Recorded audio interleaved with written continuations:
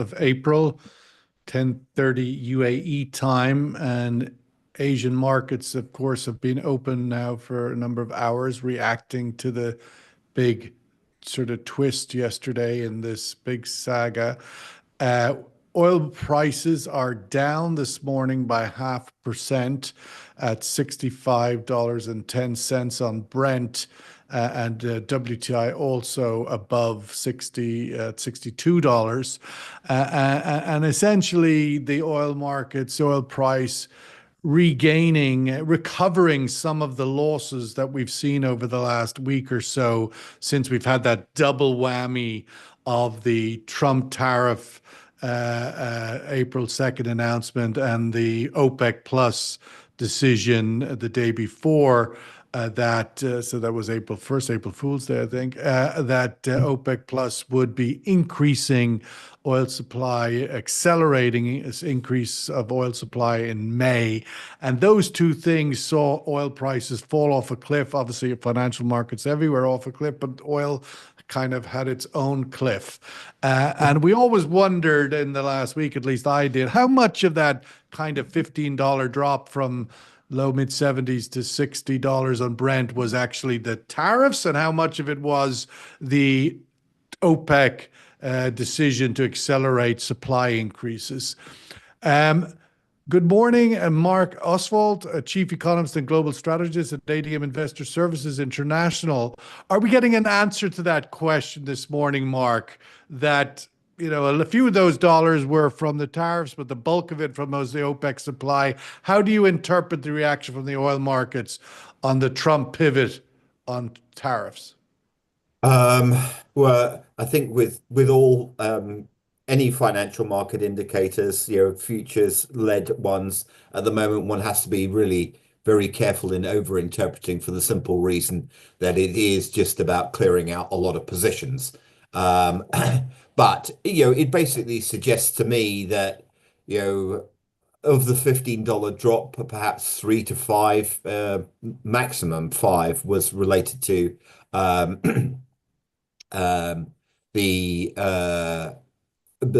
increased production, and the rest of it is relatively speaking to do with tariffs.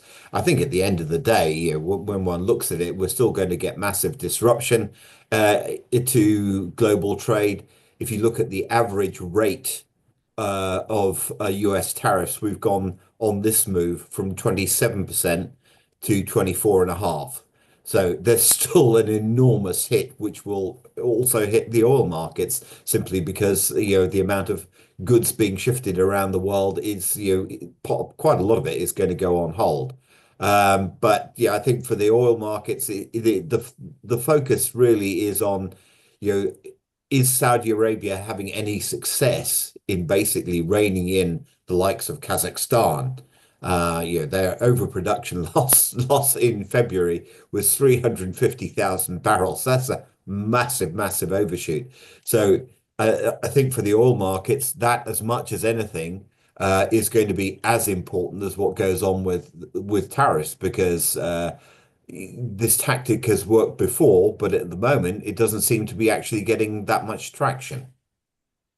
Peter McGuire, CEO Australia at trading.com, formerly XM. Peter, is this a good news story today or a bad news story today for the oil markets that China's tariff rate? I mean, obviously, there was the pivot away from the reciprocal tariffs for so-called 75 well-behaved countries who didn't retaliate against Donald, but China did, and so they got elevated to 125. So is this a good or a bad story for the oil markets that China now faces essentially what is an embargo, 125%? I mean, it might as well be 1,000. It sort of closes out the US market to Chinese goods. Exactly, Sean, and lovely to see you. Greetings to everyone from Sydney. I'll start it off. Kevin O'Leary, I saw on CNN saying, well, it should be 400%. So I'll leave that and I'll park that. But just to take on board what you're saying, is it a right thing or a wrong thing? No, a good or a bad thing for A the good oil or a bad markets, thing? right or Good wrong, or is a bad someone thing? else's business. Well, all I know is that the markets, and building on what Mark said, the volatility that we've seen, Sean, has been unheralded. It takes me back to, I've only seen it a couple of times in my life over the last 40 odd years with these markets. So there's the first part. The second one is, how do you trade it? And the third part, and you've got to be very conscious trading it because of the whipsawing and what we've seen, and it's been outstanding, some of the opportunities. But is it a good thing or a bad thing? I'm erring very much on the bad side as far as what the impact is going to be to China, because quite simply, if we're looking at the picture, I can't see any good signs coming out of it from where China sit.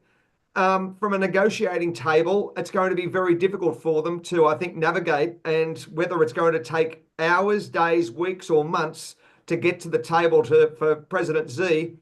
I noticed that President Trump said that he holds President Xi in high regard. He said he's very intelligent and can cut a deal. So that's a positive that I look at. And the other side, of course, is that I think he's got his hands full from many different standpoints. And one is the social unrest of high unemployment, if that was going to sweep across China and it's going to be re-engaging manufacturing, bringing it onshore to America. This is not a good sign for China at all. So I think it's going to be a very tough matter of months, Sean, until it works its way through.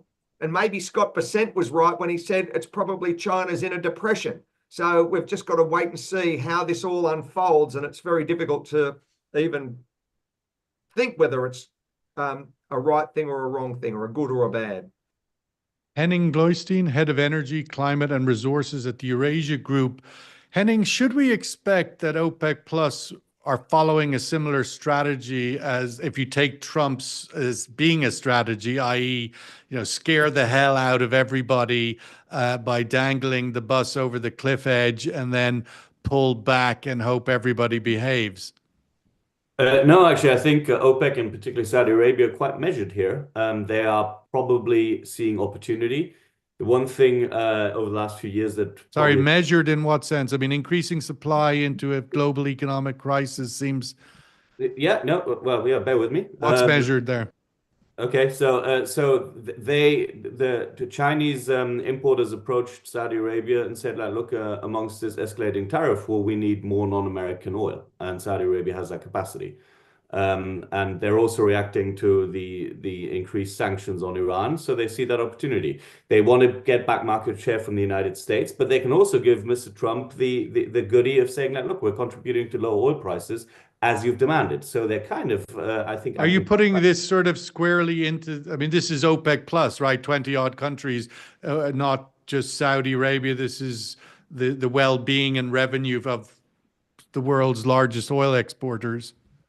Yeah, are you saying that this is just a Saudi decision? I think it's largely, yes, not just, of course, like you say, you need support from all OPEC members, but I think it's largely Saudi Arabia, yes. And so from the point of view of holding the line, unlike Trump, who caved once the bond market started to wobble, you think OPEC Plus / Saudi Arabia will hold the line on this accelerated increases?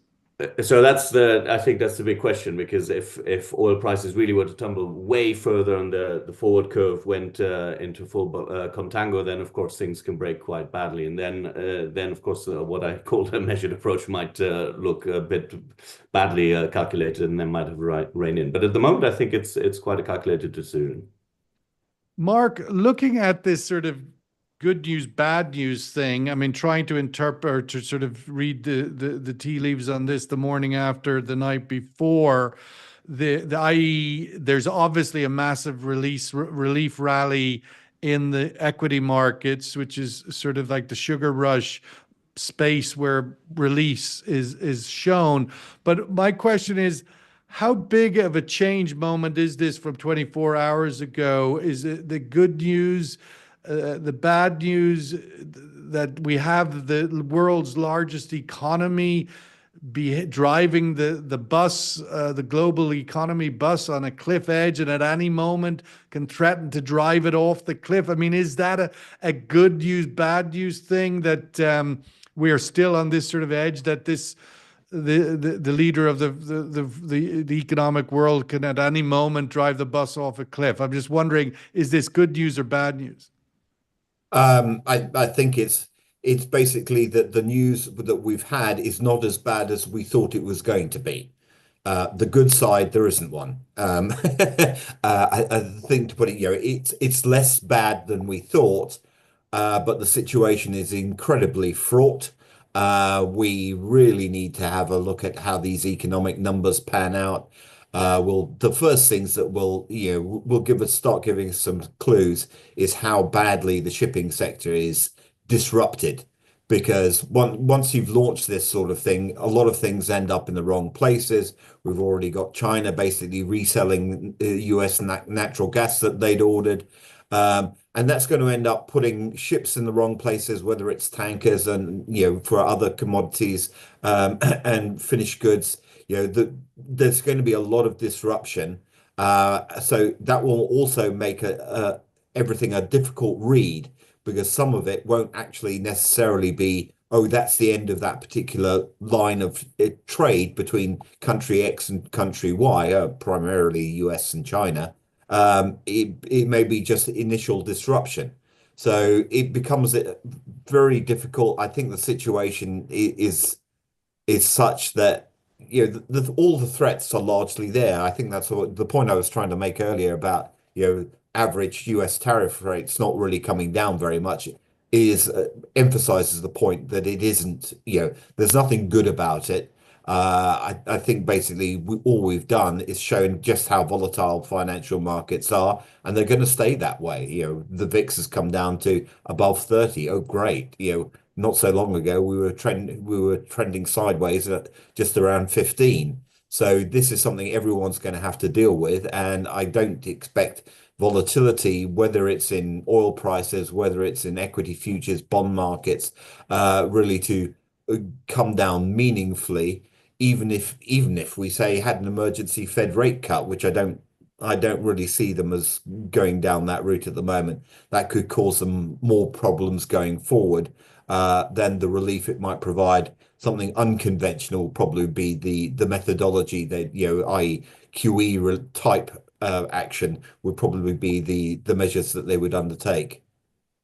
Peter, just picking up on that, the bonds, the Fed, how does the monetary policy makers navigate this? A lot of the reporting was in the last 24 hours that the Trump administration sort of finally got pushed into action by this sort of gathering of influences in the US, but particularly the plumbing in the bond markets, which was starting to unravel and becoming a very potentially critical challenge for the financial system. Your thoughts on where we are now, where that plays into this going forward? Have we now seen that there is indeed a guardrail, a check on this Trump empire, Emperor Trump, that the bond markets, we thought it was the equity markets. He liked the S&P going up, not down. But actually now we're seeing where the one check is perhaps, and that is the bond markets. Well, 10 years at 431, Sean, it was the other day, was at 388. So, and I think it hit around about 440 odd. And it's just been, you just don't see blowouts like that. We've got those CPI numbers coming through. It's going to be interesting. I mean, they're emerging market blowout numbers, aren't they? I mean, every market now is Botswana. Absolutely. No discredit to Botswana. It's probably more stable. No discredit at all. But, any market that goes up, Taiwan was up nearly 10% today. You just don't have days like that. These are extremely rare days in anyone's language. And, what we saw, the NASDAQ. But what you were saying as far as the bond market, US dollar still sitting at that 102, 102.70 sort of number. The VIX, as Mark mentioned, stripped 36% out of it. It's at 33.60 now. It was at 52 or 53. The Bitcoin side of it. So where we're looking, I'm looking at the CPI numbers being released, and I think they come out this evening. We are better than expected non-farm payrolls at 250,000 last, it might have been 228,000 on last Friday, NFP, and which was very, very healthy. So that's a good sign. The second sign is going to be, what's Fed policy going to be? And I think we've just got to work through this, Sean. It's too early to call in the sense and try and second guess what Fed Chair Powell, you can imagine what these guys are thinking. markets doing these sort of moves? Are we cutting? Are we raising rates? What is the scenario? How do we play into this? And what do we need to do to stimulate growth internally in America? Now we've got tariffs. Now we've got countries saying, 70 countries, as Scott Bessent said, has come to the market to say, yes, we want to negotiate. So I think it's we've got to live through this next a month at least until we get some guidance as far as where the markets take us, Sean, from a sense of doing the right thing. There is a sense of that. And we don't know whether China's going to, what happens after an economic warfare? That's what we're in. Does it go to kinetic? Is there going to be, hostilities? I don't know. What's the next stage? Because there's tempers still undercurrent of all of these moving parts across the fabric of America and certainly very much in China. Well, there's the leverage on either side of sort of pulling out the big tools, the big baseball bats in the toolbox, whether that be China holding close to $800 billion of U.S. treasuries, or rare earth minerals needed for the technology industry in the U.S., or vice versa. There's clearly some big baseball bats still in the toolbox. Henning, I wanted to get your thoughts on just picking up there with Peter's addressing in the 70-odd countries that were mentioned yesterday by the U.S. administration who've knocked on their door saying, oh, please, let's do a deal. The question I have within that deal box, there seems to be, again, this is not going to be some kind of trade deficit. Our deficit is X and yours is Y, and we need to, close that in. And how that's done, it would appear energy has a role to play in that. We've heard the Europeans say they're going to buy a lot more U.S. energy to try and close their gap. We heard the U.S. Treasury Secretary yesterday say in his impromptu press briefing on the front lawn of the White House that Korea, Japan, and I can't remember the third Asian country he mentioned, were going to come on board to finance the construction of an LNG export plant in Alaska, and somehow that was going to close their gap. Where do you see energy and the industry playing, and what those could look like in a month's time and 2 months' time when some of the shape on these 75 deals starts to emerge? Yeah, Sean, I think you've mentioned quite an important aspect of the trade and tariff policy here. Chris Wright, the Energy Secretary, he's been saying for a long time, even before he became Energy Secretary, that increased U.S. oil and gas exports should help bring down the deficit for U.S. trade with most of its partners and address energy poverty. So that's his big thing. And you mentioned quite a few of them there: Japan, South Korea. They want the Europeans to buy as well. We heard Trump say the Europeans should buy $300 billion worth of US LNG, which they won't. They can't buy that much. But it's clearly part of the negotiation. Say, if you buy more of our energy, we will stay away from some of the tariffs. So in the case of Japan and South Korea, I think this might work, or maybe even the UK to some extent. In the case of the EU, we don't really think it'll work, because the European Union is probably still intent on biting back with tariffs in some form. I mean, they've got a pause now, but also on top of that, the European Union utilities are very reluctant to commit to LNG from the United States at the moment. You saw that at CERAWeek a couple of weeks ago. Not a single European Union utility wanted to actually commit to new LNG. But you're right, this is clearly part of the trade tariff. Why the trade tariff war? So like if you buy US oil and gas, you might get a reprieve. Lastly, this is also a signal to American allies to say like, hey, okay, we've put the scary tariff wall up, and maybe there's a way to walk back here. But I totally agree with what Peter and Mark have both said. It's the broken trust here and the lack of security that is actually doing the long-term damage. Is, like I said, there's actually quite a lot of reluctancy to commit more.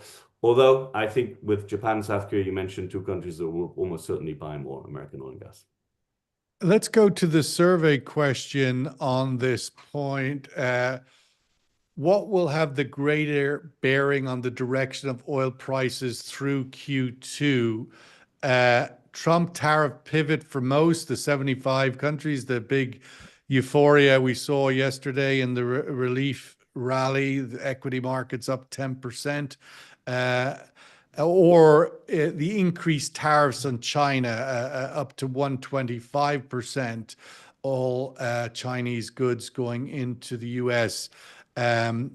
Which of these two will have a greater bearing on the direction of oil prices over the next 3 months?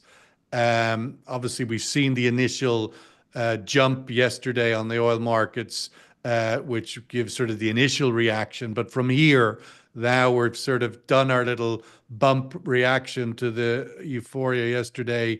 We're seeing oil markets, oil prices come off a little bit today, at least in early trade in Asia. But where over the course of, as we see these things digested, Mark, looking at the China one there, which of course everybody will be the world's largest oil importer, the world's second largest economy, and the criticism out of the Washington yesterday, oh, you shouldn't have overreacted. We told you, na na na na na na. Was there another option here for China? I mean, there was a lot of views through the last 2 months that China have been quite tempered in their reaction to the different Trump tantrums. Well, I mean, first of all, I think we do need to bear in mind that China has been preparing for this type of moment for a very, very long time. It's about 5 years that they've realized that the rest of the world is becoming more hostile to them, are concerned, whereas before they were welcoming them with open arms. So that is a huge moment. I think where China is at the moment is most importantly, and this is very, very much an Asian cultural thing, it can't afford to lose face. And that's a very important thing to remember. So it has to show some strength. But on the other hand, this is a huge hit to the Chinese economy. We're talking about something, I think, in the order of 3 to 4% of GDP, more than likely. What are the other options that it's got? What has it got to offer the US? And would be my question. That will actually get the US to the table and still keep buying its debt. Keep buying its indulgent debt that it keeps printing. I mean, it's got trillions of dollars to roll over in the next year or two. Somebody's got to buy that. Yes, exactly. And this is where the weakest point for the US. There's no question about it. And you're seeing it in the bond market above all. And the relief rally in the bond market to me was almost insignificant, given the shift that we've seen. And that is a very big bat to say we're not going to, we are basically just going to allow a lot of our treasuries to roll off. Apart from anything else, where else are they going to put the money? Yes, some of it can be repatriated, but on the other hand, if they repatriate it, then they'll strengthen the yuan, which at the current point in time is probably not something that they want to do. I don't think they necessarily want to devalue the yuan drastically, but on the other hand, they don't want to see it strengthening back towards 7 against the dollar.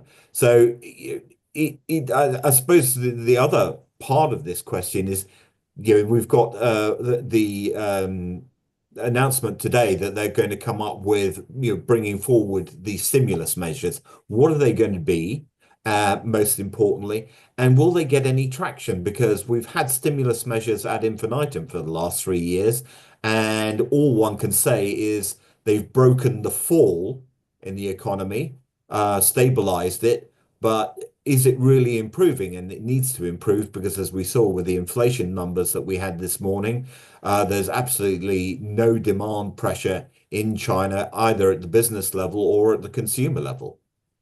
But in that regard, they need to buy 90 million empty apartments probably to stop or to really shift, or something equally as dramatic. Peter, given that hit that Mark just articulated, which is inevitably has been a slow deflating balloon maybe in recent years for multiple reasons, but now in early a pinprick into the China economy is, I mean, China sneezes, Australia gets pneumonia. I mean, what's going to happen to the rest of Asia here with this scale of bashing of China, the world's biggest consumer of everything in terms of commodities and otherwise? Where's the dominoes through Asia and Australia being first port of call in your house? Well, yeah, Sean. I mean, they're the linkages that one needs to examine, and it's like getting butcher's paper and just drawing lines. Who supplies what to who, and how's that going to be impacted? And then what does that do to all of the supply chains that are associated with that? And then, naturally to the next part, as Mark said, GDP, because every nation wants to build their GDP. And so this could really have a dramatic impact to supplying China, and especially I look at it from a patriotic lens, being Australia, but we're so reliant on them, from base metals to wine. I mean, we've only got 26 million people here. There's not a lot of people. You're like Canada is to America, Australia is to China. Exactly right. And but when we look at the exports of what we drive in there, coal, wine, iron, I'm just thinking, the iron ore, diamonds, you name it, every commodity from seafood to meat to poultry to agriculture.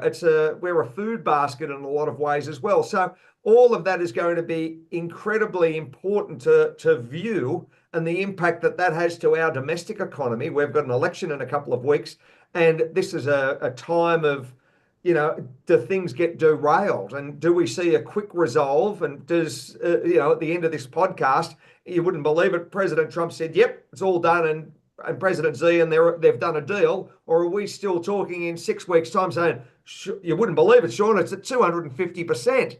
And you go, I won't be surprised what can play out here. And I think from a timeline perspective, what that impacts to Asia is going to be dramatic, to the likes of Indonesia and Vietnam and Japan, of course. So on that point, Peter, exciting.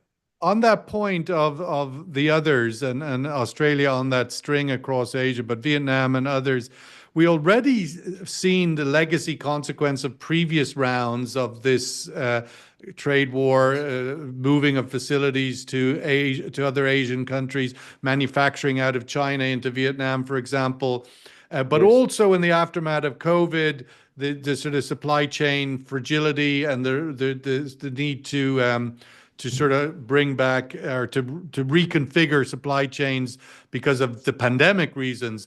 I'm just thinking, in the context of Asia here, what are regardless of where we go from here, the milk has been spilt here of what long-term legacy consequences are to the Asian architecture of China's role in the world, or international companies going into China or going into Asia. Does anything come to mind immediately of long-term legacies that, regardless of waking up Monday morning, as you said, with 250%, but these things are now baked in? Yeah, I mean, I look at the Belt and Road Initiative. I look at, what's happening in Panama at the moment. I'm looking at, Hegseth was there, the US Secretary of Defense.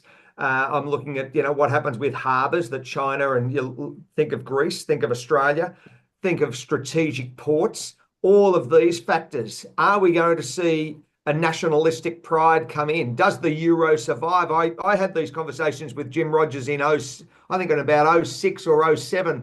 I remember together we were at the Four Seasons place and riding push bikes in the gym, and he said, come up and have a talk to me. And he said, I don't think that the euro is going to last till 2020. And there you are. Are we at that point, Sean, that we say, look, the fabric of Europe changes back to a nationalistic, their own currencies? I think there are so many factors being played out here that that's where you need the butcher's paper to look at all the possible scenarios that could really capture global growth, economic warfare, and who are the survivors. Survivors, or is it The Apprentice? And Henning, 3 episodes ago in the Trump show, there was the Putin bromance episode. Is that episode now passed? Are we closer or further away? With China put in a very isolated corner now, it seems to me almost impossible to think that Putin could do any kind of a deal with Trump. So they're still going to try, but you're right. So Eurasia Group just early this week put out new base case scenarios for Ukraine, and we now do not expect a ceasefire within the next 3 months, which we initially did expect. We think Trump is finding it harder to find the deal that he thought he was going to find. Putin is really not playing ball, and of course, Ukrainians and Europeans are refusing to just throw Ukraine under the bus. Ukraine, obviously, for them, it's a fight for survival. For Europe, they see it as a similar risk because they're the front line for a wider Western European risk caused by hostile Russia. So this is complicating matters, but I wouldn't totally put off the chance of Mr. Putin and Mr. Trump still finding some form of agreement and pretty, getting on fairly well. So they're still going to try. Even if Xi is put or attempted to be isolated, that Putin would create some distance with Xi, with China. Yeah, well, I mean, there's maybe even there has been this speculation that Trump wants to isolate China and bring Russia closer back to the US. I think that's probably a bit far-stretched. I think it's much more personal. I think Mr. Putin and Mr. Trump just get on fairly well, and they want to do some form of deals.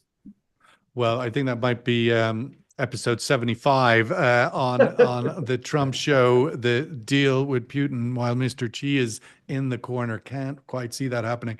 We're going to have to wrap it up there. It's obviously every day's action-packed here on 50-50. Which of these two will bear greater significance?